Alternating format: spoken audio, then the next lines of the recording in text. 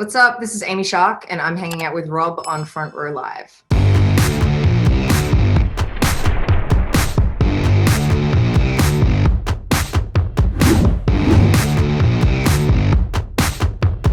I love that you're kind of going down the list of Blink-182 as you're like getting to meet all the guys and working with them. And, I know that's one of your favorite bands, and, that's a lot of favorite for us, like music lovers out there. But before we talk a little bit about that, like talk to me a little bit about Come On and like what really kickstarted the songwriting process for this track.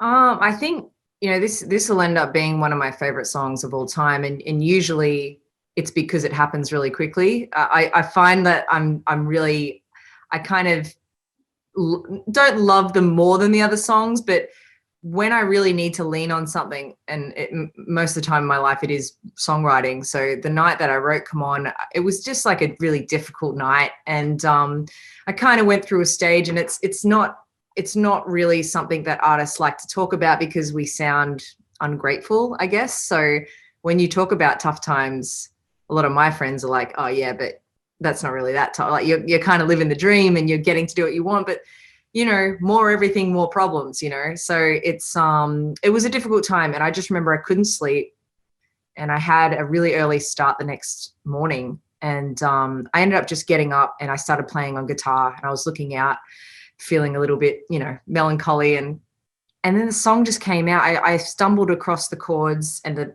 I guess the guitar progression that I thought sounded beautiful, and everything just was there for me. And then when I sort of rolled into the chorus being, come on, it was like, oh my God, I was just so proud of it, but also I felt better after I wrote it. So yeah, it's a special one. When we first talked, you had just signed to RCA, and one of my questions was like, what were the difficulties like that you kind of faced like as you were working towards your artist development to be where you are then? So, now that you have, RCA and this big team, and then like you've been touring, you've been releasing, records, like what have been those challenges? Like, I know you kind of talk about it on the song, but like, what are some of the biggest challenges that you feel you face constantly being the artist that you are? Well, I guess it happens for a lot of artists that kind of gain everything very quickly, whether it's fame or a bit of success behind your music. I have, you get friends and family that end up, I guess, complicating it without even knowing, and people feel entitled, and you're also trying to balance being this artist who you never thought you'd ever become, as well as trying to keep very grounded and still, speak to friends and family and even people in the industry. The industry is full of different personalities as well that you have to kind of navigate through. And that can be hard as well. And I used to consider myself a pretty good people person, someone that could really read the room. And it's not until you get into the music industry where you just need to be on and aware, and it's draining and you can't please everybody. And I guess when you're not the new kid anymore, I come from a country that, we're quite self-deprecating, and, so I guess when you get success, it's almost not a good thing, and people kind of turn on you, I guess, to some extent. So it's just a really hard life to balance, and no one can prepare you for it. So I think I'm at a really good space right now, only because I really lent on this album. I really used it to get through some difficult times and things that I didn't understand. There was times where I was like, do I even want this? Because this is so much work right now. Like, I'm losing friends, I'm arguing with people. There's also some incredible experiences, but it's all vibrating on a very high frequency. You know what I mean? And how are you able to go through that and still be able to focus? Like you mentioned, you're giving it all to this record, but how are you able to kind of maintain that focus whenever, you have those kind of issues going back and forth in your head?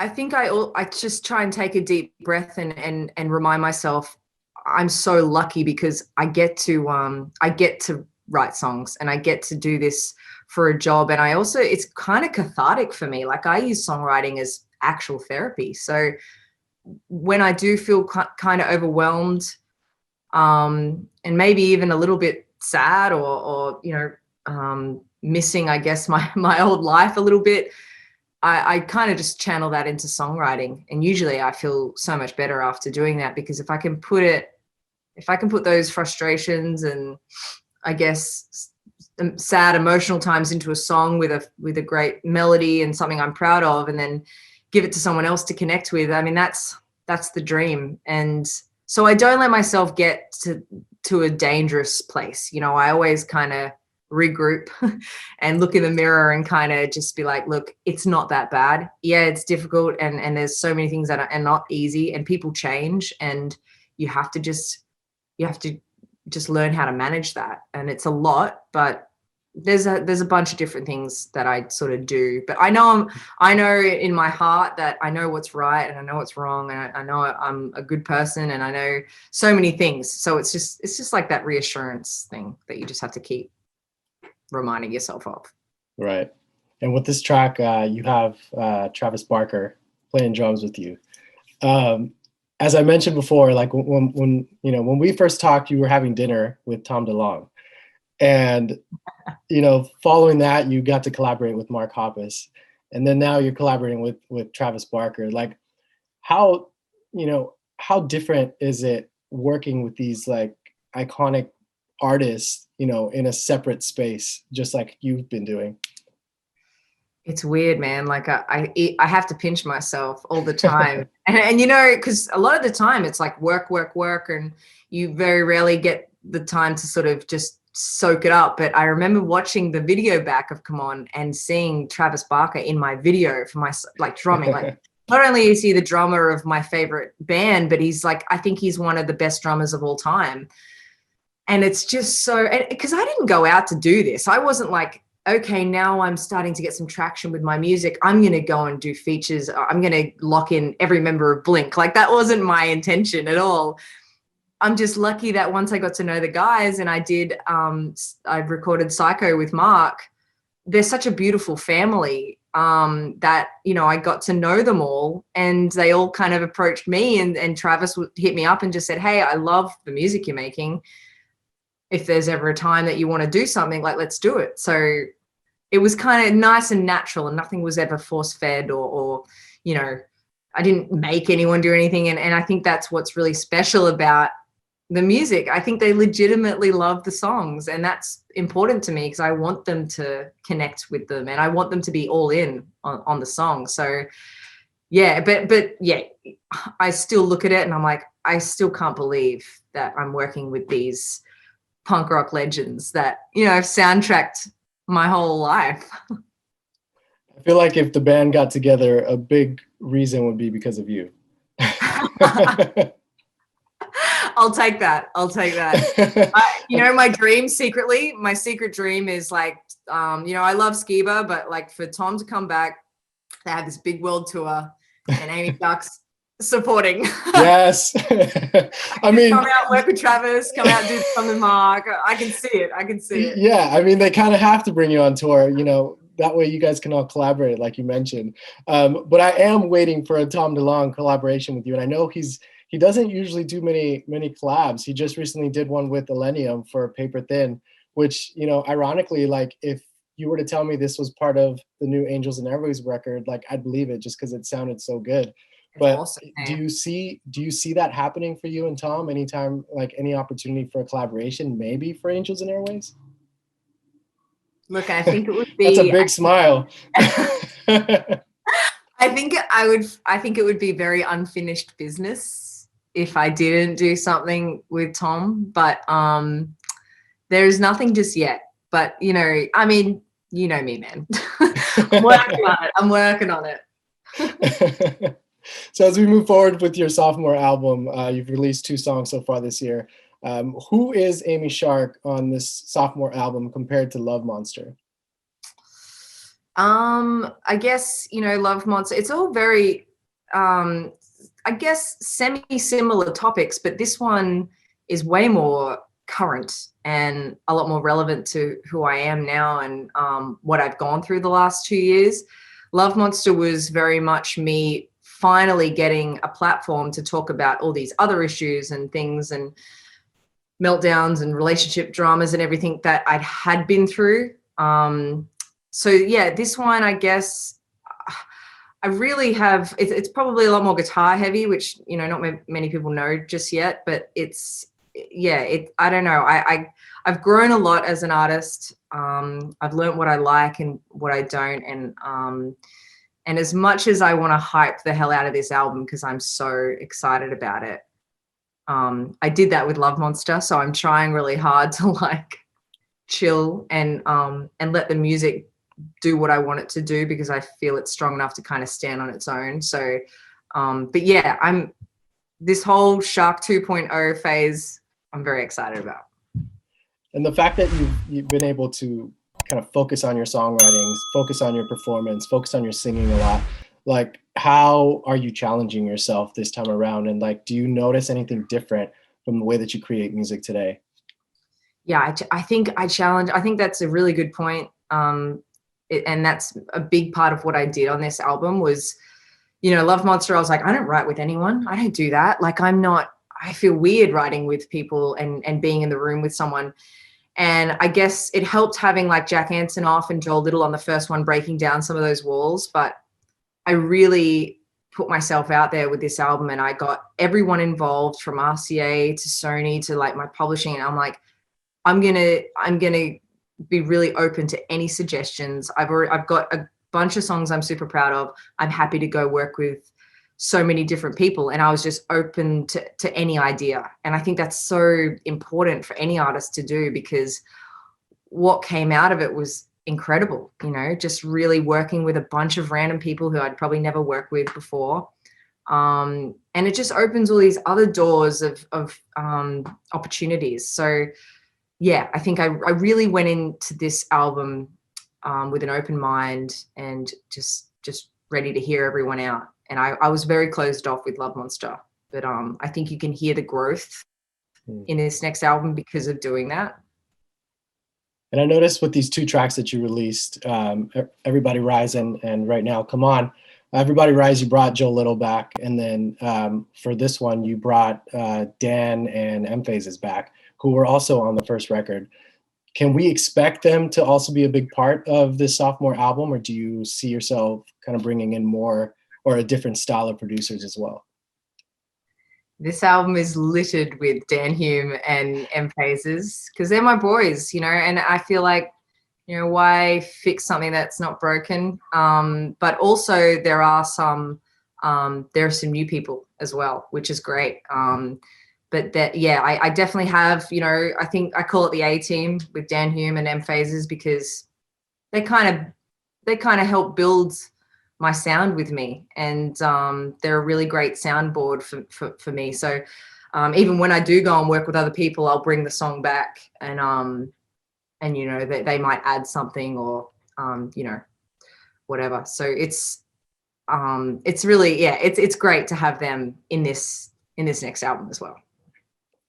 Back in January, you kind of teased a writing session with Ed Sheeran. Is that part of this record? Is that one of the writers that kind of collaborated with you for this album?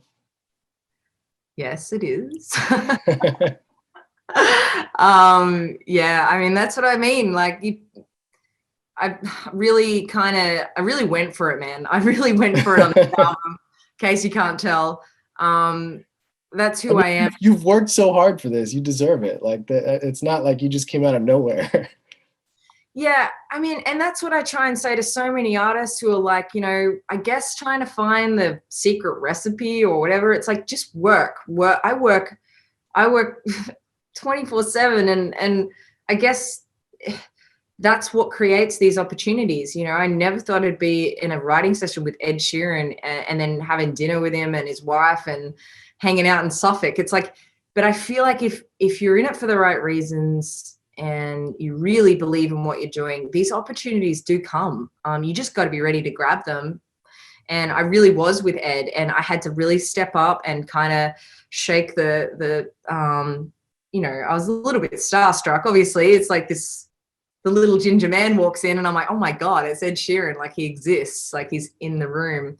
But, you know, very quickly you've kind of got to step up and kind of, I guess, prove to him why you're meant to be there. And I'm lucky that I think I did that that day, and you know, we worked on something really special. Do you feel like he challenged you in any way with your writing, just because, you know, he's a completely different style of writing?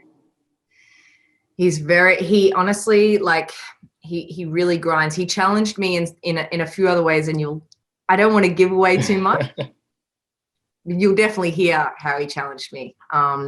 But you're right. We're very different writers, how we go about situations, but we kind of found this middle ground very, very quickly.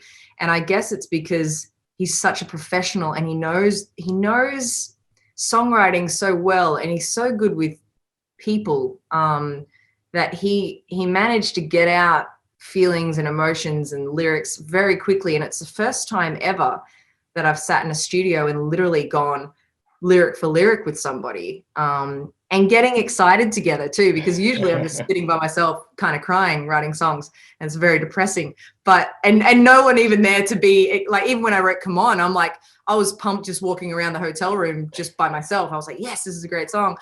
With Ed Sheeran, you know, we're working on a song, and it was so cool to just be in there with someone going, this is sick, right? Like, and then it was just, I don't know, I really am enjoying working, like collaborating a lot more than what I ever did. But yeah, he definitely challenged me, and I learned so much from just observing him and taking in all these little things that he did. And that's what you have to do when you're in the room with a superstar like Ed Sheeran. You need to make sure you get everything out of that session, because it may never happen again. So learn as much as you can, and as well as step up and show him what you're capable of as well. So it was cool. How different was it working with him compared to Jack Antonoff? Because that's another writer that I love, the way that he, you know, he kind of paints these pictures for us, you know, in the form of song. Well, Jack, this is how professional he was. He tapped in on the fact that I was still very uncomfortable writing songs with people in the room. So what he did was, we had these chords which he took and made them way better than I could ever make, and looped this incredible piece of music. And we kind of had this melody that we loved. And he was sitting there. I could just tell he knew straight away. He's like, I'm gonna go get us a coffee. You want a coffee? Yeah, okay, cool. I'll put this on loop. So he goes away. I write, you know, say the first verse and maybe a bit of the pre-chorus or something. He'll come back in and be like, I like that. That's sick. I reckon you can do better on that line. That's a little bit clinical. I reckon you can get more emotion in that. All right, cool. I'm gonna make a call and I'll be back. And then he'll come back in, and that's how we worked, and that's how we ended up with you know, All Loved Up. So I still wasn't ready then, but that just shows how quick he can think on the spot and learn who I was and what I was comfortable with and how to get the best out of me. And but yeah, so it was very different. Both sessions were very very different. Where are you at today as far as like this record goes? Are you still in like majority of the writing process, or are you already like in the recording process? Done. Wow. I'm done. I'm just waiting. I guess I'm working on like the third album. But no, I'm honestly, I'm still, you know what, I'm still in the phase of listening to it back going, fuck yeah, I'm so happy with this, you know. So yeah, I'm very, I mean, look, dude, I started this so long ago. Like, I've started writing for this while I was touring with Love Monster. So I think that's the key to skipping the whole second album syndrome. And I say to artists all the time, I'm like, why do you put the pressure on yourself? Like, I get some managers and some labels even have it in their head, because they're kind of office people, right? Like, a lot of them are like logistical people. So it's like, okay, this is when you'll put this album out, then you'll tour it, then this is your writing block, this is your recording block.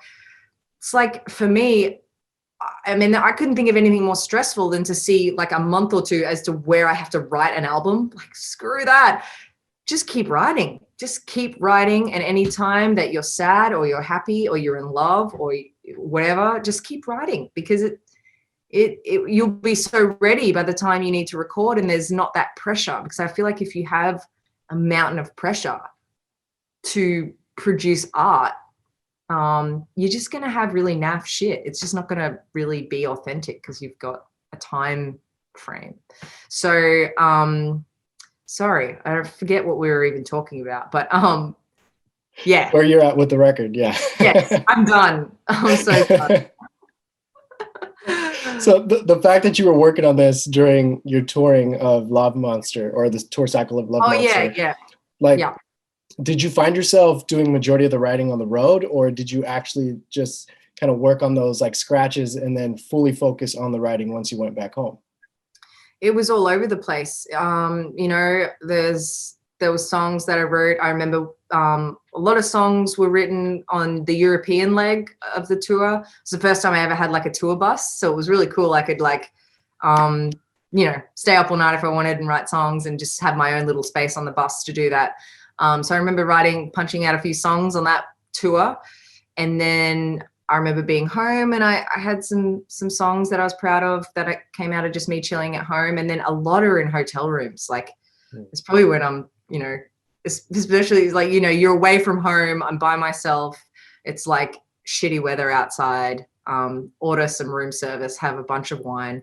You know, people that don't drink anymore, I'm like, man, I need to be kind of a little bit lit to let this stuff out. I don't know about anyone else, but so yeah, bits and pieces all over the place. I had to get really comfortable with writing everywhere, you know, just pick up the guitar whenever I can. Yeah. And lastly, have you been able to let go of the editor in you, you know, during these music video projects, and have someone else do it, or are you still trying to take the reins with that as well? I definitely took a back seat with Everybody Rise, especially. It was, you know, I still had this semi concept, but I really needed to like let go.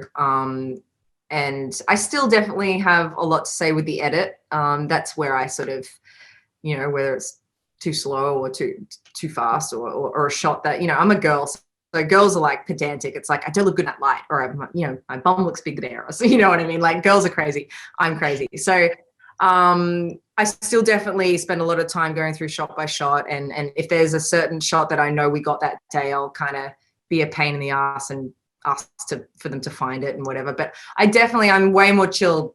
I'm way more chilled than what I used to be, for sure. That's awesome, baby. Well, congratulations with the new singles. I'm even more excited now for your upcoming sophomore record. And congratulations with your success. Love Monster is incredible, and like, I'm still, you know, listening to your previous material from before. So you're killing it. Congrats with that, and thanks for taking the time to talk to me again. Man, anytime. It's always a good chat. So let's not leave it too long next time. Yeah, no, for sure. Maybe once this album drops, we'll reunite again. Let's do it, for sure.